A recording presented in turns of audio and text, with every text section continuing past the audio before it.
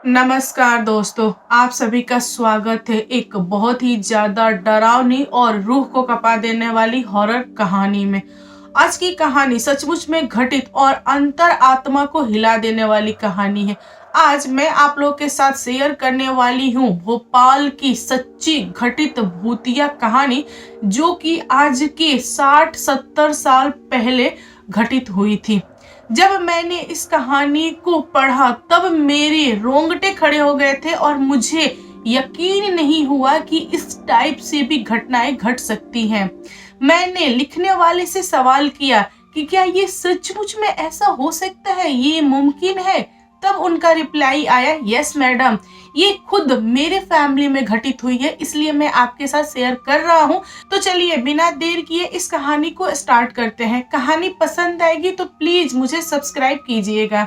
दोस्तों, भोपाल के एक छोटे से गांव में एक मिडिल क्लास फैमिली थी जिसमें 4 सदस्य थे। नरेश, उनके माता पिता और उनकी बीवी। नरेश के शादी को पूरे 3 साल हो गए थे, बट उनके यहाँ कोई भी बच्चा नहीं था।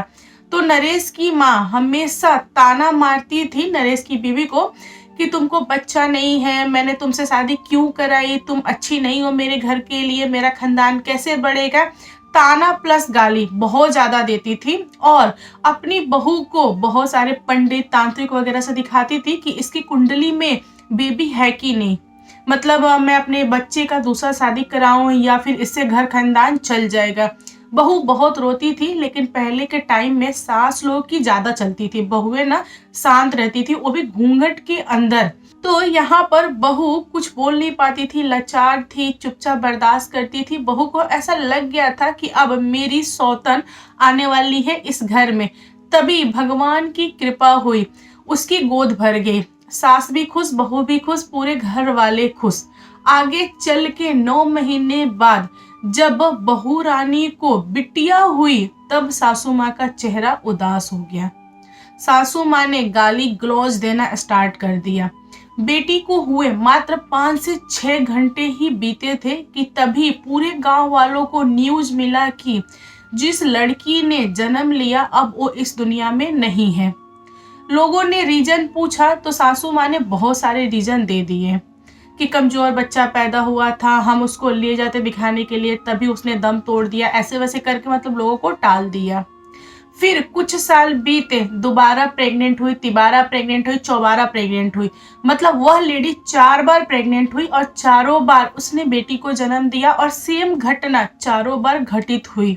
और सासू माँ ने पूरे गांव में ढिढोरा पीट दिया था कि मेरी जो बहू है उससे लड़का नहीं हो रहा है, तो प्लीज आप लोग एक अच्छी लड़की बताइए, मैं अपने बेटे का दूसरा शादी करना चाहती हूँ। मैं चाहती हूँ कि हमारे यहाँ लड़का हो और हमारा घर खानदान वगैरह चलाए। तो गांव से कुछ कुछ रिश्ते आ भी रहे थे। यहाँ पर पहली वाली जो बीबी थी उसको बहुत बुरा लगा और उसने खुद को लटका लिया, क्योंकि उसके लाइफ में कुछ बचा ही नहीं था। पति जो था वो अपनी माँ का सुनता था और यहाँ पर उसके बच्चे भी उसके हाथ में नहीं थे।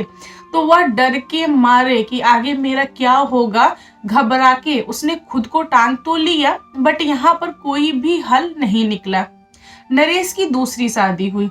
दूसरी शादी होने के बाद से जो सेकंड वाली बीवी आई थी वो भी धीरा धारा ही थी, नॉर्मल था, सब कुछ सही चल रहा था। नरेश को फिर से 5 लड़कियों का गुड न्यूज मिला और 5 लड़कियों का बैड न्यूज भी साथ में मिला। बच्चे जन्म तो लेते थे बट 4 से 5 घंटा ही सरवाइव करते थे एंड उसके बाद बिना रीजन का अपने आप दुनिया छोड़ देते थे। और यह सब कुछ पहले की घटना है, इसलिए गांव में ज्यादा जांच पड़ताल पुलिस वगैरह ये सब नहीं होता था। पहले होता था कि फलाना यानी उनको बच्चा हुआ है, बच्चा ठीक से सरवाइव नहीं कर पाया, सांस नहीं ले पाया और जो मौसम है ये सब बर्दाश्त नहीं कर पाया, इसलिए बच्चा निकल गया, किसी ने टोना कर दिया, उसको भूत ने मार दिया, मतलब बहुत तरह की कहानियां हो जाती थी और गांव के लोग इस पे विश्वास भी कर लेते थे। बट किसी को इसके पीछे की कहानी बिल्कुल भी पता नहीं थी।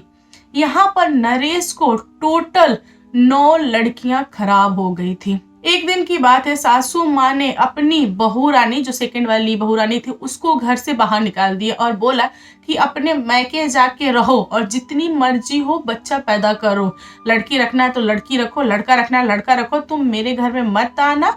और जो सेकंड वाली बीबी थी वह अपने मैके चली गई। उसके पास कोई ऑप्शन ही नहीं था। अब नरेश की तीसरी शादी होने की तैयारी चालू।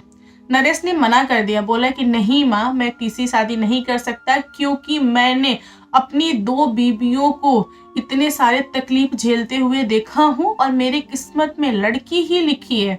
चाहे तुम कितनों भी शादी करा लो, लड़की ही होगी। तो एक काम करो, छोड़ दो माँ, मत करो, मुझे नहीं करना। फिर भी नरेश के सामने उनकी माँ का ही चला। नरेश को हार मान के एक अच्छी लड़की से शादी करना ही पड़ा। तीसरी बार जो लड़की आई थी उसका नाम था रेनू, और वह थोड़ी बहुत पढ़ी लिखी थी, मतलब उस टाइम में भी थोड़ी बहुत पढ़ी लिखी थी, प्लस समझदार थी, होशियार थी और बहुत सारे उसके अंदर अच्छी क्वालिटी भी थी। वह डॉक्टर बनना चाहती थी, बट घर वाले डॉक्टर बनने नहीं दिए, शादी कर दिए, और वो भी एक अनपढ़ लड़के से कर दिए। बेचारी गांव में आ गई, रहने लगी। धीरे धीरे पति पत्नी में प्यार होने लगा। पहले तो नरेश भाग रहा था, लेकिन बाद में उसने इस चीज को स्वीकारा और उसने अपनी बीबी को बोला कि चाहे इस बार लड़का हो या लड़की हो, मुझे फर्क नहीं पड़ता, मैं तुम्हारे साथ और अपने बेटी के साथ खुश रहूंगा। मैं लड़के का चाहत नहीं करूंगा, भगवान जो दे देगा हमें मंजूर है। लड़की जो थी वो भी खुश। उसने बोला कि लड़का लड़की में कोई अंतर नहीं है, कुछ भी हो जाए हमारे लिए काफी है। यह बात जब सास ने सुनी, सास ने गाली देना स्टार्ट कर दिया, ताना मारना स्टार्ट कर दिया। बोला कि नहीं, अगर तूने बेटा पैदा नहीं किया तो मैं तुझे इस घर में रहने नहीं दूंगी। सास और बहू दोनों में रे रे तू मैं हुआ, बट बाद में नरेश ने मैटर को संभाल लिया। कुछ महीने बाद जब गुड न्यूज आया कि रेनू प्रेग्नेंट है, सास खुश हुई। सास को ऐसे उम्मीद था कि इस बार लड़का ही होगा। सास ने पूरा 9 महीना इंतजार किया। जब सासू माँ को न्यूज मिला कि 10वां बच्चा जो पैदा लिया है वो भी तीसरी माँ से, वह भी लड़की है, सास के पैरों के नीचे से जमीन खिसक गया। सासू माँ बोली कोई बात नहीं, ठीक है ठीक है ठीक है, लगी दिखावा करने, बट कुछ भी ठीक नहीं था। जब रेनू सो रही थी, क्योंकि उसकी डिलीवरी को हुए मात्र 2 से 3 घंटे ही बीते थे, बेचारी आराम कर रही थी, तभी उसको महसूस हुआ कि उसके कमरे में कोई आया है। उसने धीरे से आंख खोला और कनकी आंखों से देखा, कनकी मतलब थोड़े से पलके ना खोल के देखा, तो उसने देखा कि उसकी सासू माँ दबे पांव से अंदर आ रही है। अंदर आई और बच्ची को ऐसे गोद में लिया और धीरे से बच्ची को ऐसे सटा के गोद में भागी बाहर की तरफ। अब रेनू को यहाँ पर लगा झटका। रेनू ने सोचा कि मेरी सासू माँ मेरी बेटी को बाहर लेके क्यों जा रही है, जबकि नियम यह कहता है कि बच्ची का जन्म जिस घर में होता है उस घर में बेटी हो चाहे बेटा हो, जो भी बच्चा हो, उसको नहवाना तक रखा जाता है। जब बच्चे को बाहर निकालते हैं, नहलाते हैं, धुलाते हैं, तभी वो बाहर निकलता है, वरना वो घर में ही रहता है। और घर के गेट के सामने गोईठा जला के रखा जाता है ताकि जो भी भूत ब्यार वगैरह हो वो घर के अंदर ना आ सके। और सासू माँ को ये चीज पता है, फिर भी मेरी बेटी को लेके वो निकल गई, कुछ तो गड़बड़ है। रेनू उठी, आराम से उठी और सासू माँ का धीरे धीरे धीरे धीरे पीछा करते हुए गई। वह जाके देखी कि सासू माँ एक कमरे में बहुत सारा ऐसे सामान बिखेर के रखी हुई हैं। और रेनू ने देखा कि उसकी जो छोटी सी बेटी है वह एक चक्र के बीच में लेटी हुई है और काय काय कर रही है। छोटा बच्चा है, वो तो रोएगा ही, उसको क्या पता कि क्या हो रहा है। और सासू माँ मंत्र पे मंत्र पढ़ी जा रही है, फिर भी रेनू कुछ एक्शन नहीं ले रही है। वह बस देखना चाह रही है कि इसके आगे सासू माँ क्या करेंगी। वह अपने दिल पर पत्थर रखी हुई है, बेटी रो रही है फिर भी उसको छोड़ दी है। फिर रेनू ने देखा कि सासू माँ एक मटका लेके आई और उसी मटका में उसकी बेटी को डाल दिया और ऊपर से मिट्टी का लेप लगा रही हैं। और उसको ऐसे उठा के लेके बाहर जा रही है। रेनू भी पीछा की, वह बर्दाश्त कर रही है, उसकी बेटी अंदर है मटका के अंदर, फिर भी वह बर्दाश्त कर रही है। वह सासू माँ का पीछा करते करते आंगन तक पहुंची तो उसने देखा कि सासू माँ ने आंगन में गड्ढा खोन के रखा हुआ है। अब वह सारा का सारा मैटर समझ गई। वह लगी चिल्लाने। जब वो चिल्लाना स्टार्ट की तब ससुर और उसका पति दोनों जग गए और वह दौड़ के जाके मटका छीन ली और अपनी बेटी को मटका से बाहर निकाल के ऐसे सीने से लगाई और छाती पीट पीट के लगी रोने और गाली भी देने और चिल्लाने भी कि अगर मेरी बेटी को कुछ भी हुआ तो मैं तुमको नहीं छोड़ूंगी। तुमने जो भी किया है बहुत बुरा किया है, बहुत ही गलत किया है। अब सासू माँ को लगा झटका कि अरे इसने कैसे देख लिया, ये तो सो रही थी।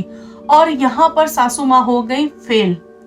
अब नरेश जैसे ही बाहर आया और नरेश के पिता, उन्होंने देखा कि ये सारा का सारा सामान ऐसा लिपटा हुआ है और जो मेरी बीबी है वो काली साड़ी में है। अब घर वाले सवाल करने लगे कि तुम कौन हो, क्या हो, क्यों कर रही हो ये, इतने दिनों से तुमने क्या छुपाया था हमें। यहाँ पर नरेश की माँ ने सारे के सारे पोल खोल दिया और उसने बताया कि मैंने डायन विद्या ली हुई है, मैं एक डायन हूँ और डायन के यहाँ का नियम है कि यह पीढ़ी दर पीढ़ी चलता है। मतलब कि मेरी जो डायन विद्या है मेरी बहू यानी रेनू को सीखना पड़ेगा, इसकी बहू आएगी उसको भी सीखना पड़ेगा, तभी खानदान चलेगा वरना खानदान नहीं चलेगा। नरेश बोला खानदान चले या भाड़ में जाए हमको मतलब नहीं है। तुमने ये क्यों किया, ये बहुत गलत है। तुमने सीखा है ठीक है, उसका कोई प्रॉब्लम नहीं है, लेकिन तुमने मेरी बेटी के साथ किया। अब यहाँ माँ बेटे दोनों आपस में लड़ रहे हैं। तभी रेनू ने पूछा कि माँ घर में 9 लड़कियां थी जिन्होंने 9 बच्चियों ने जन्म लिया था, उनका क्या हुआ, आपने यही किया है क्या। अब सासू माँ का मुंह बंद। सासू माँ रोना चिल्लाना गाना स्टार्ट कर दी। अब नरेश ने फावड़ा लिया और आंगन की मिट्टी खोद डाली। उसने देखा कि पूरे आंगन में मटका धसा हुआ है। अब नरेश सर पटक पटक के रो रहा है, रेनू रो रही है। अब ये बात पूरे गांव में फैल गई। गांव वाले एकदम से तैयार डंडा लाठी लेके कि हम इनको मार देंगे, छोड़ेंगे नहीं, ऐसा करेंगे वैसा करेंगे। इसने कितना बुरा किया है। जो औरत अपने घर का बुरा कर सकती है वो पूरे गांव का बुरा नहीं करेगी। गांव वाले पूरे रेडी हैं, बट घर वालों ने हाथ जोड़ के माफी मांगा और बोला कि आप मुझे माफ कर दीजिए, आगे से ये गलती नहीं करेगी। मैं गांव छोड़ के जा रहा हूँ, इसको लेके जा रहा हूँ, मैं गारंटी ले रहा हूँ। लोगों ने नरेश की वाइफ और नरेश के पापा की बात मान ली। गांव वाले तैयार हो गए और बोले कि ठीक है हम मानेंगे आपकी बात, बट ये गांव में नजर नहीं आनी चाहिए। उस दिन पूरी की पूरी फैमिली नेपाल चली गई। नेपाल जाने के बाद से भी बुढ़िया की जो हरकतें थी वो उसमें कोई भी सुधार नहीं आया, बट लोग उसके ऊपर ध्यान रखते थे, नजर रखते थे कि यह कहीं उल्टा सीधा ऐसा वैसा ना कर दे। धीरे धीरे समय बीता, वो थोड़ा थोड़ा करती हुई आई। जिसका जो नेचर होता है वो सुधरता नहीं है, वो तो रहता ही है। बट नरेश लड़का था, वह क्या सजा दे सकता था अपनी माँ को। उसने भगवान के ऊपर छोड़ दिया। उसने बोला कि इसने गलत किया है, इसका न्याय भगवान ही करेगा। दोस्तों कुछ साल बीते। बुढ़िया जो थी वह बहुत ही ज्यादा बूढ़ी हो गई थी। वह आधा से अधिक चीजें भूलने लगी थी और उसने बहुत प्रयास किया कि रेनू चीजें सीख जाए, मतलब डायन विद्या सीख जाए। बट रेनू ने डायन विद्या सीखा नहीं। उसने बोला कि चाहे जो हो जाए बट मैं डायन विद्या नहीं लूंगी। कुछ साल बाद रेनू को एक लड़का भी हुआ। रेनू की जो फैमिली थी अच्छी कट रही थी, बट जो सासू माँ थी उसकी हालत बहुत ज्यादा खराब थी, क्योंकि जितने भी भूत प्रेत पिशाच मतलब जितने लोग को सासू माँ ने टपकाया था वे सारी की सारी आत्माएं उनके कब्जे में थी।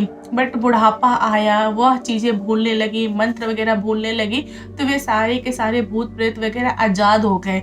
और आजाद होने के बाद से खाना मांगते थे बुढ़िया से कि हमको खाना दो। अब यह खाना नहीं दे पाती थी तो इसी को नोच नोच के खाना स्टार्ट कर दिए। इसके बाल बिखरे रहते थे और ये चिल्लाती थी कि मुझे बचा लो, ये लोग नहीं छोड़ेंगे, मुझे मार देंगे, ये करेंगे, वो करेंगे।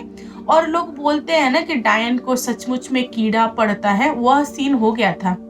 रेनू ख्याल तो रखती थी अपनी सास का, क्योंकि वो सास थी, फिर भी कितना रखती, क्या करती, उनके पागलपन को कब तक झेलती। उसने भी एक लिमिट तक सेवा किया, बाद में उसने देखा कि अब इनका कुछ नहीं हो सकता। जो सासू माँ थी वह धीरे धीरे धीरे धीरे गलते गलते गलते गलते बहुत सालों तक चरपाई पे पड़े पड़े दम तोड़ दी एक दिन। और दम तोड़ने से पहले चिल्ला रही थी और बोल रही थी कि बेटा कोई परछाई आ रही है, मुझे पकड़ने आ रही है, मुझे दबाने आ रही है, बेटा तुम ही बचा सकते हो, बचा लो। बट कोई कुछ नहीं कर पाया। बस यही बोलते बोलते उनकी प्राण निकल गई। तो दोस्तों आप लोग बताओ, आप लोग को कैसी लगी आज की कहानी। कहानी पसंद आए तो प्लीज लाइक एंड शेयर कीजिएगा, और मेरे चैनल पे न्यू न्यू आए हो तो चैनल को सब्सक्राइब करना। Thank you, bye bye.